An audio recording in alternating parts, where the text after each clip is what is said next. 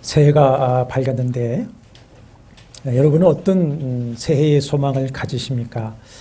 주님께 어떤 새해의 소망을 간구하셨습니까?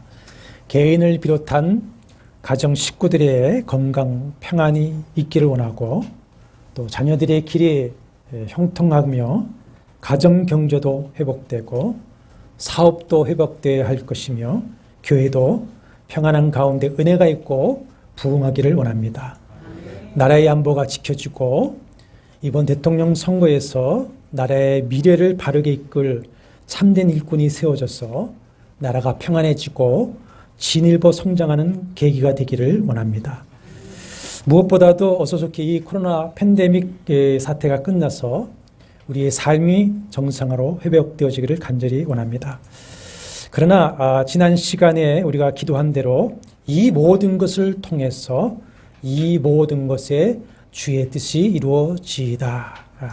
주의 뜻이 이루어지기를 간절히 소망합니다. 우리가 이렇게 소원하고 간구해야 될 이유가 어디 있느냐? 주님이 모든 역사와 삶을 섭리하고 계시기 때문에 그렇습니다. 섭리라고 하는 것은 창조, 보존, 협력, 통치하시는 하나님의 역사, 하나님이 섭리하시기 때문입니다. 또한 그것이 하나님의 백성된 우리의 도리인 것이고 또한 너희는 먼저 그의 나라와 그의 의를 구하라. 그리하면 이 모든 것을 너희에게 더하리라 하신 말씀대로 결국엔 성된 우리 자신에게 복으로 이어지기 때문에 그렇습니다.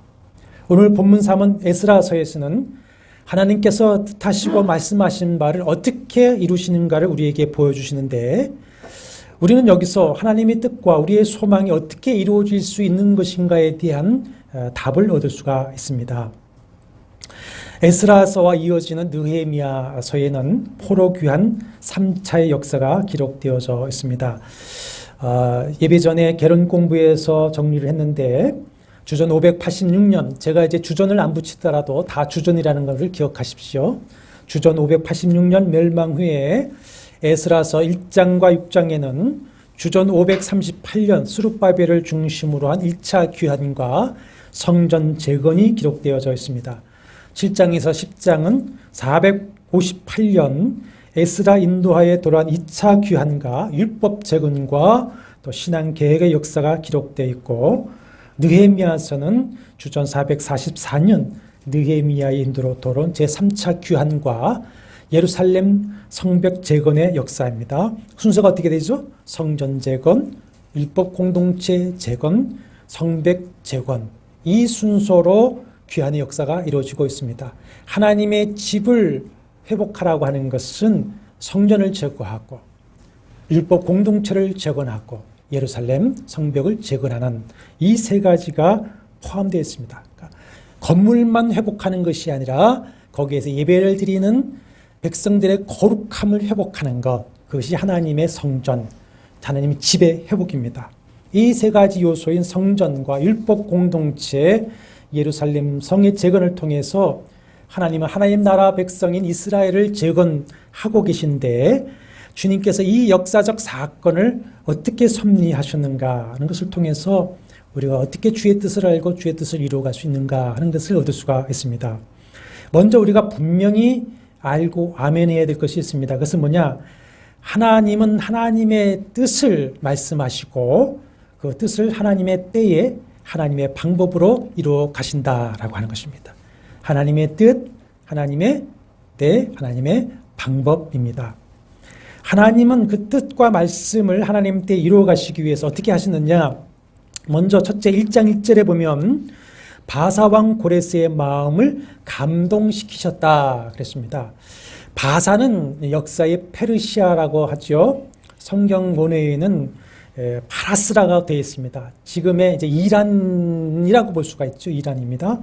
고레스 왕이 등장을 하는데 원래 바사는 바벨론 제국의 한 그 변방의 작은 약한 나라였습니다.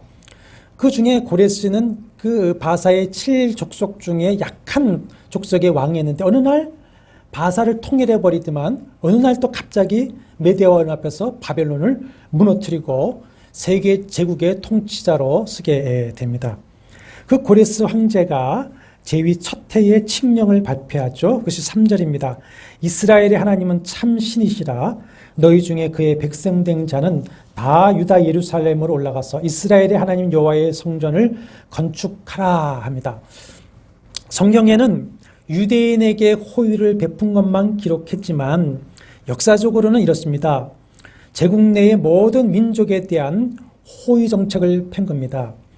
바벨론은 종교 문제도 강력하게 억압을 했었는데 고레스는 종교와 문화는 각 민족의 정체성대로 살도록 관용 정책을 폈습니다. 그것이 페르시아 번영과 안전에 기여할 것이다. 이렇게 판단을 했습니다. 그래서 각 민족들이 각자의 신과 신전들을 회복하게 했습니다. 근데 성경은 뭐라고 하십니까? 누가 하셨다고 합니까? 하나님이 하셨다 이렇게 말씀을 하고 있어요. 2절에 그 고레스 왕의 고백을 보면은 하늘의 하나님 여호와께서 세상 모든 나라를 내게 주셨고 나에게 명령하사 유다 예루살렘의 성전을 건축하라 하셨다 했는데 그것은 1절에서 바사와 고레스 원년에 여호와께서 예레미야의 입을 통해서 하신 말씀을 이루려 하시려고 바사왕 고레스의 마음을 감동시킨 것이다. 이렇게 말씀을 하고 있습니다. 여러분, 이 땅의 모든 역사는 해석사이죠. 100% 객관적인 역사는 사실상 없다 볼 수가 있을 것입니다. 더욱이 성경의 역사는 신앙 고백사라고 할 수가 있습니다.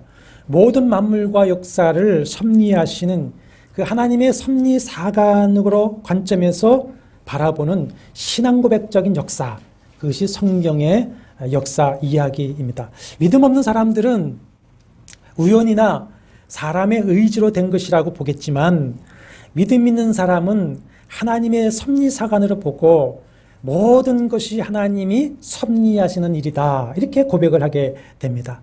여러분은 어느 쪽을 더 믿으십니까? 그 믿음의 선택에 따라서 여러분의 신앙과 삶은 달라지게 될 것입니다. 성경은 고레스의 칙령을 통한 포로 귀환과 회복이 하나님이 섭리하신 것이라는 것을 분명하게 증명하고 있습니다. 그것이 1절에 말씀하시는 바와 같이 여호와께서 예레미야의 입을 통해서 하신 말씀을 이루게 하시는 것이다 했습니다. 예레미야는 남유다가 멸망할 당시에 활동하던 선지자입니다.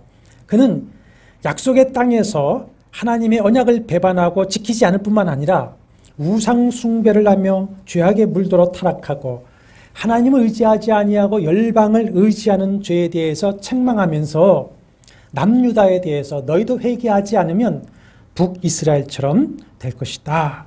하나님의 징계와 또 멸망과 포로됨을 눈물로 선포했습니다. 그래서 예레미야를 눈물의 선지자다 이렇게 합니다. 미움을 받고 감옥에 갇혔다가 예루살렘 함락 때에 애굽으로 끌려갔는데 그 이유는 이제 기록이 없습니다. 죽었겠죠. 거기서 아마 죽었을 것입니다. 그러니까 예레미야 예언은 현재 이 예스라에 말할 때 적어도 50년, 70년 전의 예언인데 예레미야 29장 10절에 보면은 이렇게 예언을 합니다. 여호와께서 이같이 말씀하시니라 바벨론에서 70년이 차면 내가 너희를 돌보고 나의 선한 말을 너희에게 성취하여 너희를 이곳으로 돌아오게 하리라. 적어도 50년 전에 이렇게 예언을 합니다. 그러면 왜 70년입니까? 40년일 수도 있고 90년일 수도 있는데 왜 70년이냐? 이것을 역대기를 또 기록한 에스라가 역대하 36장 21절에 기록하기를 토지의 강제 안식이다 이렇게 말을 하고 있습니다. 하나님의 율법은 6년 동안 토지를 사용하고 1년은 뭐합니까? 안식하라 썼습니다. 안식하라. 그리고 매 50년이 되는 때에는 또 희년을 지키라 그랬어요. 그런데 이스라엘은 가나안에 들어와서 490년 동안 한 번도 안식년을 지키지 않았습니다. 율법을 어겼습니다. 그러니까 490년을 7로 나누니까 몇 년입니까? 70년입니다. 이스라엘 백성들이 율법에 불순종한 것을 하나님은 강제로 그 땅을 안식하게 하신 것입니다. 그렇게 해석을 하고 있습니다. 결국 언약을 지키지 아니한 언약을 깨뜨린 죄에 대한 징계의 70년이었던 것이죠. 그럼 하나님께서 예레미야 선지를 통해 미리 말씀인 70년이란 때가 어떻게 지켰는가를 한번 역사적으로 살펴보면요. 유다가 포로로 끌려갈 때에도 3차인데 제1차가 주전 605년입니다. 근데 1차 포로 귀환이 538년에 이루어지니까 68년 만에 이루어지니까 2년은 잘 안 맞죠. 이제 자 보십시오. 이제 예루살렘 성과 성전이 무너졌냐면 586년 느부갓네살에 의해서 586년에 성전과 성이 완전히 무너집니다. 그런데 스룹바벨을 중심으로 한 1차 귀환자들이 성전을 재건한 것을 완성한 해가 언제냐면은 6장 15절에 보면은 다리오 왕 제6년 아달월 3일 516년입니다. 정확하게 몇 년 만에 성전이 회복되었습니까? 70년 만에 회복된 겁니다. 70년 만에 정확하게. 그뿐 아니라 더욱 놀랄만한 기록이 이사야에 있습니다. 이사야는 또 예레미야보다 앞선 인물입니다. 주전 740년에서 680년에 또 남유다를 향해서 예언을 한 사람인데 그러니까 적어도 200년, 150년 전의 선지자예요. 거기에 이사야 44장 28절에서 45장 3절에 고레스라고 하는 이름이 정확하게 두 번이 기록되어져 있습니다. 44장 28절에 고레스에 대하여는 이르시기를 내 목자라 그가 나의 모든 기쁨을 성취하리라 하며 예루살렘에 대하여는 이르기를 중건되리라 하며 성전에 대하여는 내 기초가 놓여지리라 하는 자니라. 또 이것을 위해서 45장 1절과 3절에 보면 여호와께서 고레스에게 말씀하시되 이제 말씀하실 거라고 하는 거죠. 내가 그의 오른손을 붙들고 그 앞에 열국을 항복하게 하며 보화와 재물을 주어 내 이름을 부르는 자가 나 여호와 이스라엘의 하나님인 줄 내가 알게 하리라. 그러면서 나는 여호와라 이 모든 일을 행하는 자니라. 이렇게 말씀을 합니다. 적어도 150년 전에 고레스의 이름을 정확하게 예언을 하면서 내가 이렇게 고레스에게 말하고 이루겠다. 이렇게 예언을 하고 있습니다. 에스라 1장 1절에 하나님께서 고레스의 마음을 감동시키셨다고 하는데 두 가지로 감동을 시키셨을 것입니다. 잘 들어주십시오. 우리가 하나님이 감동으로 살아야 되는데 어떻게 감동을 하시는가? 첫째는 이사야의 예언과 같이 하나님의 영이 성령께서 고레스에게 직접 말씀하시고 감동하셨습니다. 이사야 예언에 내가 고레스에게 말할 것이라고 하셨어요. 그 방법이 꿈인지 음성인지는 알지 못합니다만은 그래서 고레스는 작은 변방 족속의 왕인 자기가 통일을 하고 대제국의 황제가 될 수 있었던 그 이유와 목적이 뭐냐? 하나님이 내게 그렇게 만들어 주셨고 하나님의 성전 예루살렘 유다를 회복시키기 위한 것이었다. 이렇게 고백을 하고 있는 겁니다. 둘째는 고레스는 기록되어지고 전해지는 말씀을 들었을 것입니다. 앞서 설명한 같이 150년 전에 이사야가 분명하게 고레스의 이름을 거명하며 예언을 했었습니다. 그것을 누구를 통해서 들을 수가 있었을 것이다. 가정을 하면은 말씀을 추측해보면 다니엘을 통해서 저는 들었을 것이다. 이렇게 추측을 하게 됩니다. 다니엘은 여러분 아시다시피 바벨론의 느부갓네살이 예루살렘을 멸망시키면서 끌어간 유다의 귀족입니다. 근데 총명하니까 글을 쓰려고 왕궁에서 양육을 시키죠. 양육을 시키는데 느부갓네살이 꿈을 꾸고 알지도 못하는 것을 그 꿈 내용을 얘기하고 해명을 해줌으로써 하나님의 지혜가 영이 머무는 사람이라고 해서 느부갓네살에 의해서 등용이 되어집니다. 그래서 왕이 바뀌면서도 계속 등용이 되어지는데 바벨론에서 페르시아로 바사로 바뀌었을 때에도 이 다니엘은 인정을 받고 등용이 되어집니다. 그래서 다니엘 10장 1절에 보면은 바사왕 고레스 제3년에도 그랬습니다. 지금 고레스 때에 칙령이 있지 않습니까? 고레스 원년부터 쭉 또 고레스의 총리로 있었던 것입니다. 그런데 다니엘 9장 2절에 보면 다니엘이 이렇게 말을 합니다. 나 다니엘이 책을 통해서 이 책은 예레미야가 기록한 그 예언서라고 보는 거죠. 책을 통해 여호와께서 말씀하신 선지자 예레미야에게 알려주신 그 연수를 깨달았나니 곧 예루살렘의 황폐함이 70년 만에 그치리라 하신 것이니라. 그런 다니엘이 바벨론을 멸망시키고 제국의 황제로 등극한 고레스에게 이 예언되어진 예레미야의 말씀, 이사야의 말씀을 전해주지 않았을까? 그렇게 과연 틀리지 않은 추측이라고 저는 생각하게 됩니다.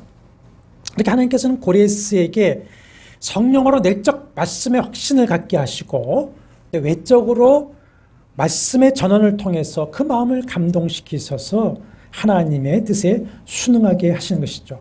고레스는 이렇게 내적 확신과 내적 확신을 가지고 이제 실행을 하고 있는 것입니다. 이제 에스라 7장에 이제 에스라 2차 귀환 때도 마찬가지입니다. 그때는 아닥사스다 왕인데 이 아닥사스 왕은 원래 성전과 예루살렘 회복을 반대하고 중지시켰던 왕입니다. 근데 7장에 보면 그 왕의 마음이 갑자기 변해서 율례학자 겸 제사장인 에스라를 인정을 해버리고 또 신음해서 등용을 합니다.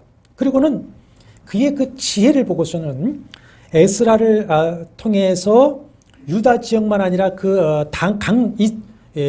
서쪽, 그러니까 가나안 팔레스틴 지역을 여호와의 율법과 또 바사의 법, 왕의 명령을 가지고 가르치고 다스리도록 해야 되겠다. 이렇게 작정을 하고는 에스라를 파견을 하는 겁니다. 칙령을 통해서 파견하면서 그 7장 27절에 보시면 오늘 본문 읽었었죠. 그가 하나님이 왕의 마음에 예루살렘 여호와의 성전을 아름답게 할 뜻을 두시고 그 다음에 나로 왕과 모든 방박 앞에서 은혜를 얻게 하셨도다 했습니다.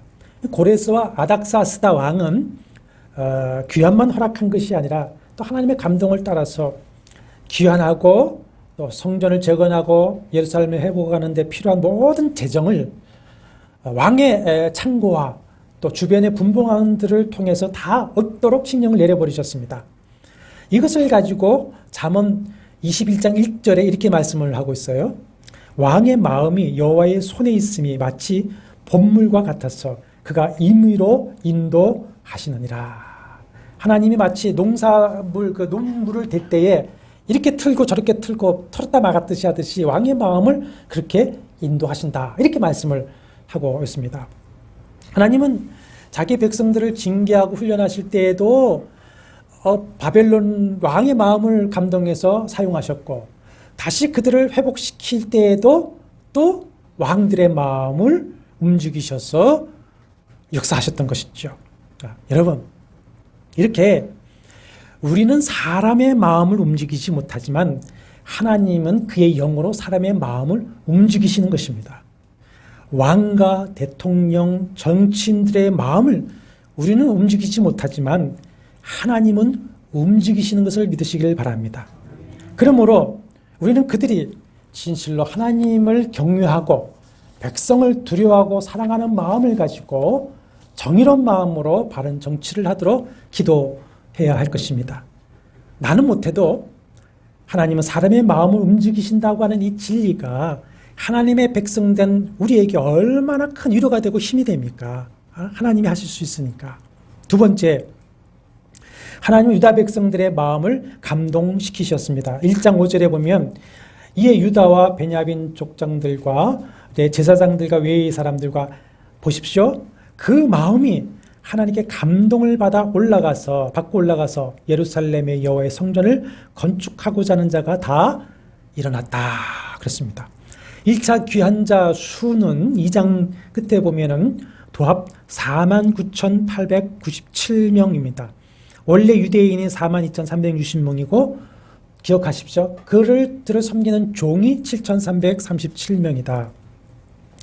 1장 5절에서 여호와께서 그들의 마음을 감동하셔서 여호와의 성전을 우리가 건축해야 되겠다고 하는 그 마음을 가지고 일어나서 돌아오게 하셨습니다. 5만 명이. 그리고 2차 에스라 귀환 때에도 성전과 제사를 섬길 레위인을 포함해서 1754명이 감동을 받고 또 일어나 왔습니다. 당시 바사 제국에는 200만 명의 유대인들이 흩어져 살고 있었다 추정을 하고 있습니다. 포로로 끌려간 생전에 노인들도 있었죠. 그러나 대부분은 어떤 사람입니까? 2세, 3세입니다. 바벨론에서 태어나 그곳에서 교육을 받고 이제는 그곳에서 삶의 터전을 잡은 세대들입니다. 추정할 수 있는 것은 1차 귀환 때 4만 2천 명의 유대인들이 귀환을 했는데 종이 몇 명이라고요? 7,300명입니다. 어마어마한 숫자입니다. 그것은 이 유대인들이 그만큼 바벨론에서도 부를 축적했다는 것이죠. 그렇죠? 유력 인물들이 되었다. 그런데 그 모든 삶의 터전을 놓고 장장 1,500km 떨어진 위험한 길을 넉 달 여행입니다. 8장 31절에는 매복자들에 의해서 죽을 뻔할 수 있었던 그 길을 위험을 무릅쓰고 그것도 황폐해진 고향으로 돌아가겠다고 결심해서 나오는 것이 쉽겠습니까? 쉽지 않습니다. 예. 강제가 아니지 않습니까? 지금 자원에서 나오는 건데 그게 쉽겠습니까? 이거 누구의 모습입니까? 그들의 조상 아브라함이 하나님의 부르심에 응답해서 고향 직접 아비 집을 두고 떠나왔던 그 1,500km 그 길입니다. 바로 그 모습을 그대로 재현하고 있어요.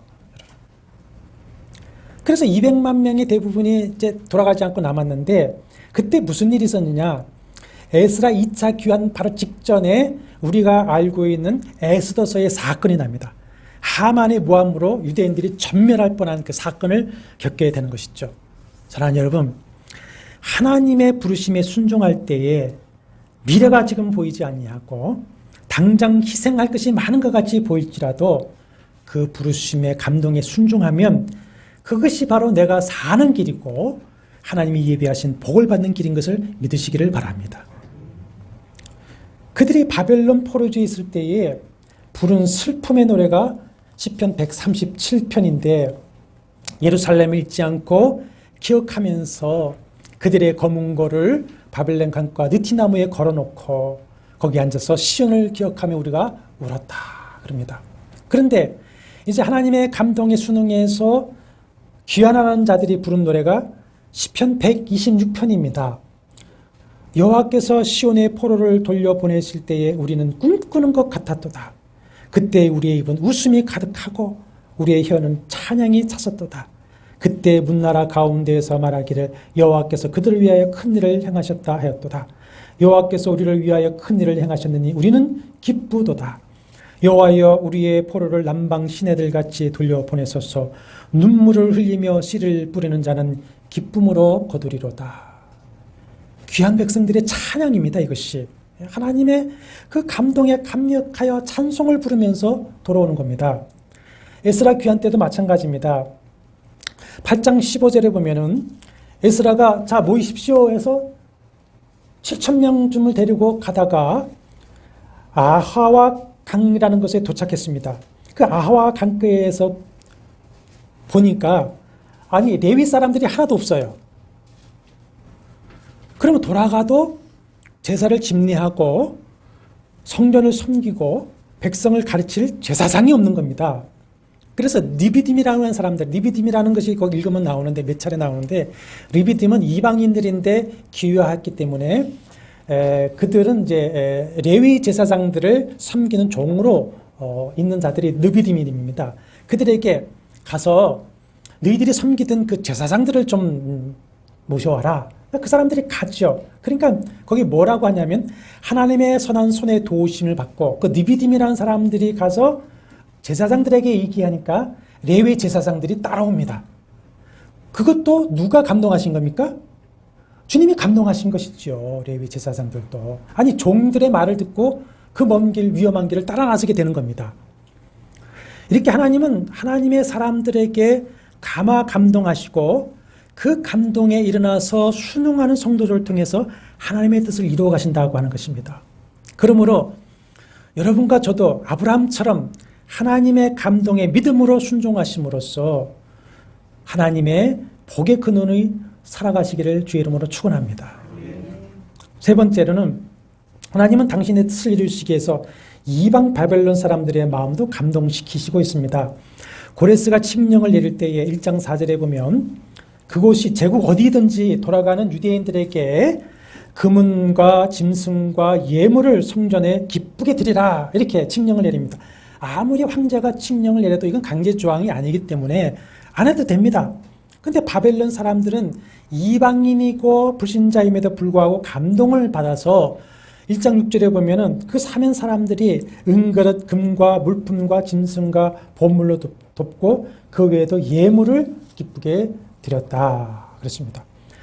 에스라 귀환 때에도 아닥사스다 왕이 자기의 창고에서 내어줄 뿐만 아니라 바벨론의 모든 제국의 도에 있는 왕과 반백들에게 성전을 위해서 기쁘게 예물을 드려라 이렇게 칙령을 내려버립니다.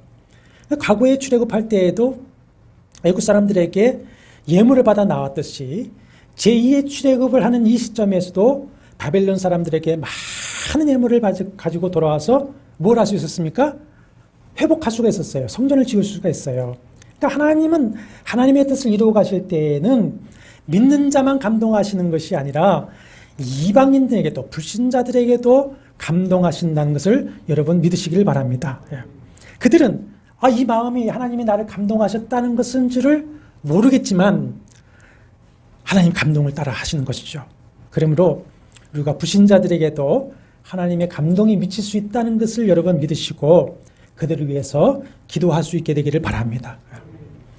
4장에 보면 귀환자들이 성전을 재건할 때에 사마리아인과 주변 대적들이 찾아와서 하는 말이 아스루 왕이 북이스라엘 사마리아를 멸망시키고 자신들을 이 사마리아에 이주시키면서부터 우리는 하나님께 제사를 드리고 있으니 우리 같이 성전을 건축하자 이렇게 제안을 합니다.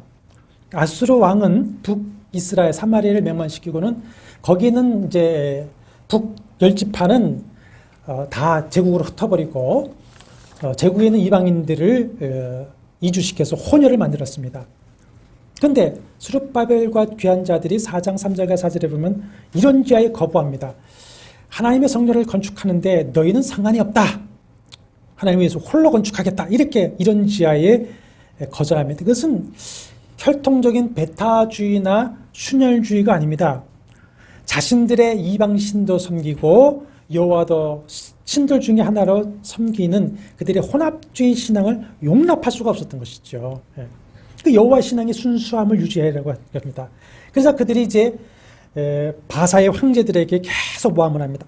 이 유대인들은 기록을 보십시오. 전에 아수르와 바벨론에게 대항하던 그런 곳이지 않습니까? 그들이 그래서 성전을 짓고 성벽을 쌓아서 회복하려는 것은 지금 왕에게 지금 대적하고 또 세금도 내지 않으려고 하는 거니까 막아주십시오. 그러니까 여러 황제들이 중단을 시킵니다.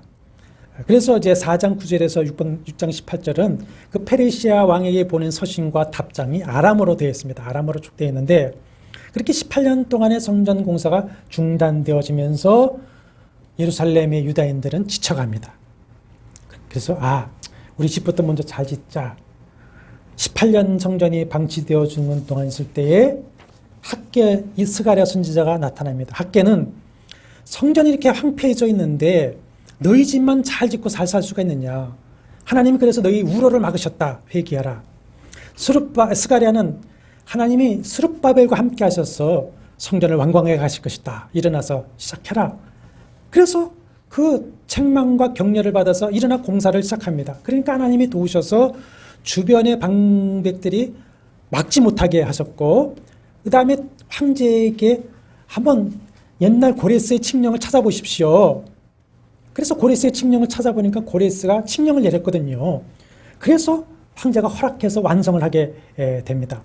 근데 성전이 완성이 되었지만 여전히 역대기에서 우리가 공부했듯이 유다 왕조의 영광은 회복되지 않습니다. 여전히 제국의 속박에서 벗어나지 못하고 경제적인 어려움도 지속되니까 유대인들은 시리에 빠지고 맙니다. 그래서 에스라, 느헤미야, 말라기의 그 당시 글을 보면은 율법이 해이해졌습니다. 제사장들은요, 제사를 범패스러워하게 되었습니다. 백성들은요, 흠 있는 제물을 막 드렸습니다. 그러다가 백성들이 이제 11조를 드리지 않게 됩니다. 그러니까 제사장들이 먹고 살 수가 없으니까 먹고 살려고 성전을 버리고 일하러 나갑니다. 그러면서 자연적으로 제사가 폐지가 되어버립니다. 성전은 폐허가 되어버립니다. 안식일을 범합니다.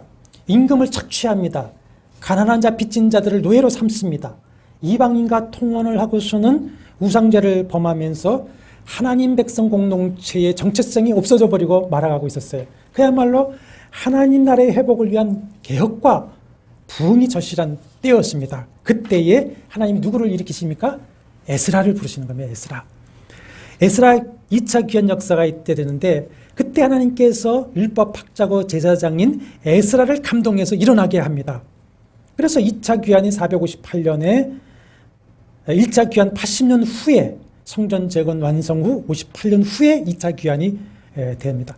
에스라가 바벨론에서 그 예루살렘의 소식을 듣고는 내가 돌아가서 여호와 율법을 연구해서 그것을 준행하고 이스라엘에 가르치게 되겠다 결심을 해버립니다. 내가 돌아가서 이거를 율법을 회복하고 가르쳐 지키게 해야 되겠다 결심을 하니까 하나님 어떻게 하시냐면 성전과 성재건을 반대했던 아닥사스다 왕의 마음을 갑자기 움직여 버리십니다. 그래서 에스라를 신뢰하게 되고 그가 요구하는 것을 다 들어줘 버립니다. 이때에도 하나님은 레위인과 백성들의 마음을 다 움직이셨죠. 자, 8장 21절 23절에 보면은 에스라는 8장 22절에 우리 하나님의 손은 자기를 찾는 모든 자에게 선을 베푸신다 이렇게 말했기 때문에 1500km 4개월이 걸리는 위험한 길이지만 대적을 막고 도와줄 군사를 구하기가 우리가 부끄러웠다. 그래서 귀한 자들끼리만 이제 출발하는데 아하와 강가에 와서는 모두가 뭘 합니까?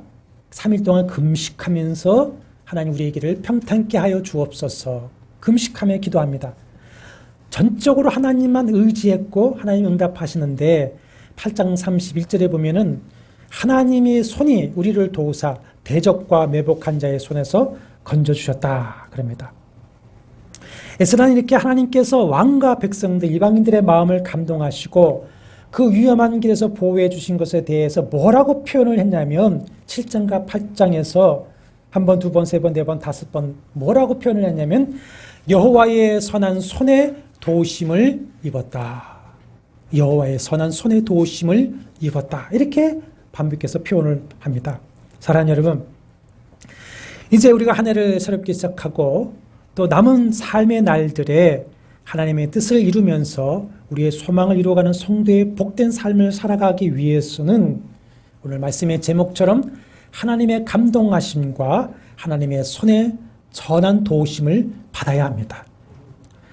이 하나님이 감동하심과 선한 손의 도우심이 진실로 여러분과 저에게 있기를 축원합니다. 그러면 하나님의 감동하심과 선한 손의 도우심을 얻기 위해서 무엇을 어떻게 해야 될까 간단하게 정리하겠습니다. 하나님은 당신의 뜻을 이루기 위해서 첫째는 하나님의 말씀을 통해 주님의 뜻을 알게 하시고 말씀으로 우리의 마음에 감화 감동하십니다. 고레스 왕에게도 말씀으로 그렇게 가시지 않았습니까? 그러므로 주의 뜻이 이루어지기를 원하는 성도라면 먼저 뭐 해야 됩니까? 말씀을 경청하시기를 바랍니다. 말씀을 주야로 묵상하시기를 바랍니다. 그 말씀으로 우리를 감화 감동하시는 겁니다. 그리고 간절히 기도하시기를 바랍니다. 우리가 간절히 기도할 때에 말씀으로 감화 감동하시는 성령의 감동하심이 내 마음에 있게 되고 우리는 모든 마음을 내려놓고 그 성령이 말씀으로 감화 감동하시는 것에 마음의 귀를 기울여야만 됩니다.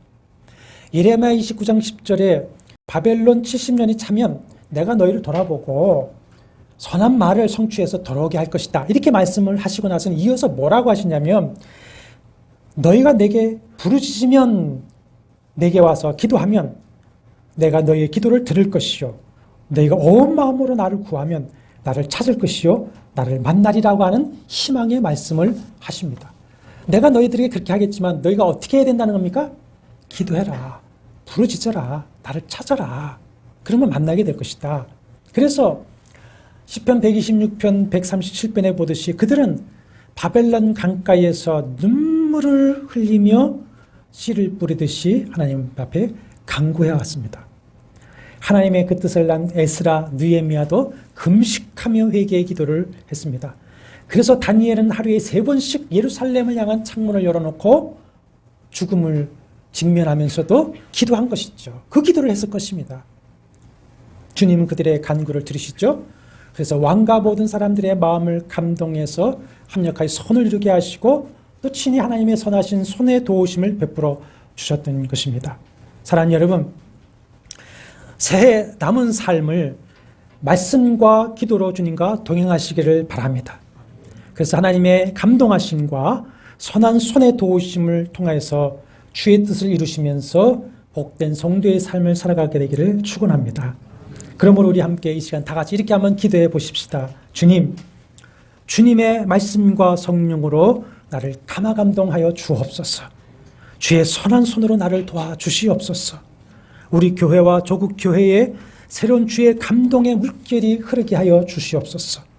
이 땅의 정치인들에게도 주께서 감동하여 움직여 하나님의 나라를 이루게 하여 주옵소서. 이렇게 간절히 한번 기도하시겠습니다. 주님, 우리를 향한 주님의 기뻐하시는 뜻이 무엇인지 모르고 우리는 내일을 알지 못하지만 다만 주님의 뜻이 우리를 통해 이루어지기를 소원합니다. 그것이 성도된 우리의 행복이고 기쁨이 되기를 원합니다. 그렇게 살겠사오니 말씀대로 말씀과 성령으로 우리를 감화감동하여 주시옵소서. 무엇을 어떻게 해야 할지 어디로 가야 할지 오직 성령의 말씀으로 우리의 마음을 붙들어 인도하여 주시옵시고 순종하는 종들에게 주의 선하신 손으로 친히 도와주셔서 주의 뜻을 이루게 하여 주옵시고 하나님 나라를 위해서 쓰임받는 행복을 누리게 하여 주시옵소서. 우리 교회와 조국 교회에 다시 한번 성령의 충만하신 감동의 물길이 흘러서 다시 한번 부흥의 역사가 있게 하여 주시옵시고 이 땅의 정치, 경제, 사회에 하나님의 감동하심을 따라서 회복의 역사 일어나게 하시고 하나님 나라가 견고하게 서게 하여 주시옵소서. 원하옵기는 오직 성령의 충만하심과 감화감동하심을 따라 살기를 원합니다. 분별력을 허락하여 주시고 기도하며 주님과 동행하기를 원합니다. 성령이 우리 마음을 붙들어 주시옵소서. 예수님의 거룩하신 이름으로 간절히 기도합나이다. 아멘. 여호와는 내게 복을 주시고 너를 지키시기를 원하며 여호와는 그의 얼굴을 내게 비추사 은혜 베푸시기를 원하며 여호와는 그 얼굴을 내게로 향하여 드사 평강 주시기를 원하노라. 주 예수 그리스도의 은혜와 하나님의 사랑과 성령의 교통하심이 너희 모두와 함께 있을지어다. 아멘.